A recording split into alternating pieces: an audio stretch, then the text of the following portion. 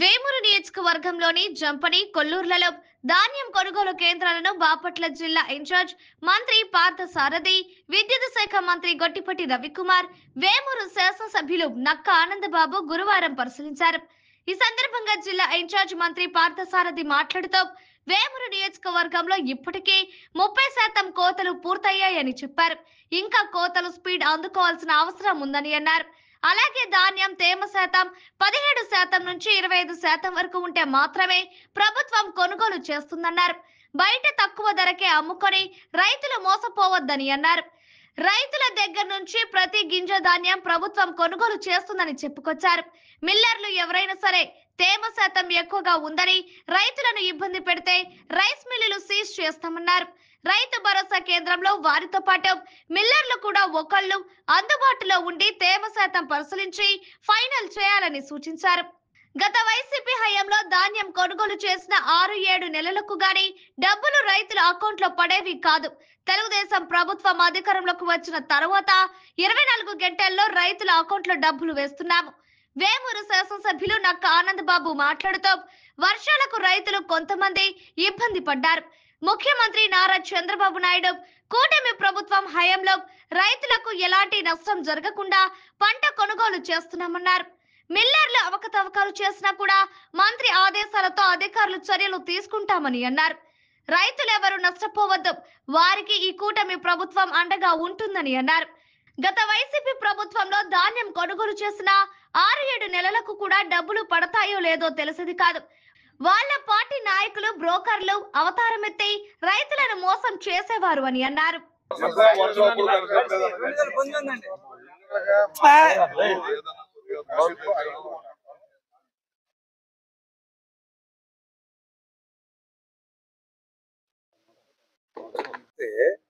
గతంలో ఏం జరిగింది అనేది మేము చెప్పక్కర్లా, అది రాజకీయంగా చెప్పినట్టుంటది. ఈ రాష్ట్రంలో ప్రతి ఒక్కరికి కూడా తెలుసు రాజ్యాంగం ఏ విధంగా ఎన్ని పాదాల మీద నడిచింది గతంలో. కాబట్టి ఆయన మాట్లాడదాం, ఆయన పోరు ఆయన చేసుకోమనండి. ప్రజలు పోరు చేసినంత మాత్రం రోడ్డు మీదకి వచ్చినంత మాత్రాన ఆయన ఏదో ఇచ్చేస్తారనుకుంటే అది ఆయన అమాయకత్వం తప్పితే ప్రజలకు తెలుసు. గతంలో కూడా వై నాట్ 175 చేశారు, ఆఖరికి ఏం చేశారు? సో కాబట్టి ప్రజలు చాలా విజ్ఞులు. ప్రభుత్వంలో ఉన్న కష్టాలు, ప్రభుత్వానికి నువ్వు చేసిన నష్టాలు అన్నిటి గురించి ప్రజలకు అవగాహన ఉంది. నువ్వు రోడ్డు మీదకి వచ్చినా కూడా ఏం పర్లేదు, నీలాగా మేమేమి నీ యాత్రను ఆపము, నువ్వు మీకు చక్కగా మీరు యాత్ర చేసుకోండి. ప్రజలు దైవ సమ్మానులు వాళ్ళు చక్కగా నిర్ణయించుకోగలరు. జిల్లా ఇన్ఛార్జి మంత్రివర్యులు కొలుసు పార్థసారథి గారు, జిల్లా మంత్రివర్యులు గొట్టిపాటి రవికుమార్ గారు మన ప్రాంతంలో ధాన్యం కొనుగోళ్లు ఏ విధంగా జరుగుతూ ఉన్నాయి, రైతాంగం ఇబ్బందులు ఏ విధంగా ఉన్నాయి, మిల్లర్లు కానీ రైతు సేవా కేంద్రాల్లో రైతులకు ఏ విధమైన సహకారం అందుతా ఉందనేది పరిశీలన చేయడానికి విచ్చేసినందుకు వారికి హృదయపూర్వక ధన్యవాదాలు తెలియజేస్తున్నాను. ముఖ్యంగా డెల్టాలో దాదాపు సుమారు 1,00,000 ఎకరాల వేమూరు నియోజకవర్గంలో వరి సాగు అవుతా ఉంది. దెబ్బ మీద దెబ్బ డిసెంబర్లో వచ్చిన తుఫాను వరదలు కానీ ఇప్పుడు రెండోసారి అకాల వర్షాలతో రైతు దాదాపు 10 రోజుల నుంచి చాలా టెన్షన్గా ఉన్నారు, భయపడతా ఉన్నారు. ప్రభుత్వం చంద్రబాబు నాయుడు గారి నేతృత్వంలో కూటమి ప్రభుత్వం పూర్తి స్థాయి భరోసా ఇచ్చి ధైర్యంగా ఉండండి, మేమున్నాం, ఈ ప్రభుత్వం ఉంది, మిమ్మల్ని అన్ని విధాలుగా ఆదుకుంటామని చెప్పి హామీ ఇచ్చిన విధంగానే ఈరోజు వరి ధాన్యం కొనుగోలు కూడా జరుగుతూ ఉన్నాయి.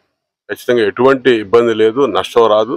గత 5 సంవత్సరాలు మనం చూసాం. ఇందాక మంత్రి గారు పార్థసారథి గారు చెప్పినట్టుగా ఈరోజు ప్యాడీ ప్రొక్యూర్మెంట్ జరిగితే 2 నెలలకో 3 నెలలకో 6 నెలలకో డబ్బులు వచ్చినాయో లేదో కూడా తెలియనటువంటి పరిస్థితి. వాళ్ళ పార్టీ కింద స్థాయి గల్లీ నాయకులందరూ కూడా బ్రోకర్ల అవతారం ఎత్తి రైతును దోచుకున్నారు. ఈ రోజు నా దోపిడీ లేదు, ఎటువంటి దిగులు విచారం చెందాల్సిన అవసరం లేదు. రైతు అన్ని విధాలుగా కింద స్థాయి నుంచి కళ్ళాల్లో ధాన్యం ఉన్న కాడ నుంచి రైతు సేవా కేంద్రంకి వెళ్ళిన కాడ నుంచి మిల్లర్ దగ్గరికి వెళ్ళిన కాడ నుంచి మిల్లర్లు చేస్తున్నటువంటి చిన్న చిన్న అవకతవకలు కూడా ఖచ్చితంగా అధికారులకు మంత్రి గారు ఆదేశాలు ఇచ్చాడు. అవన్నీ కూడా సరిచేస్తాం.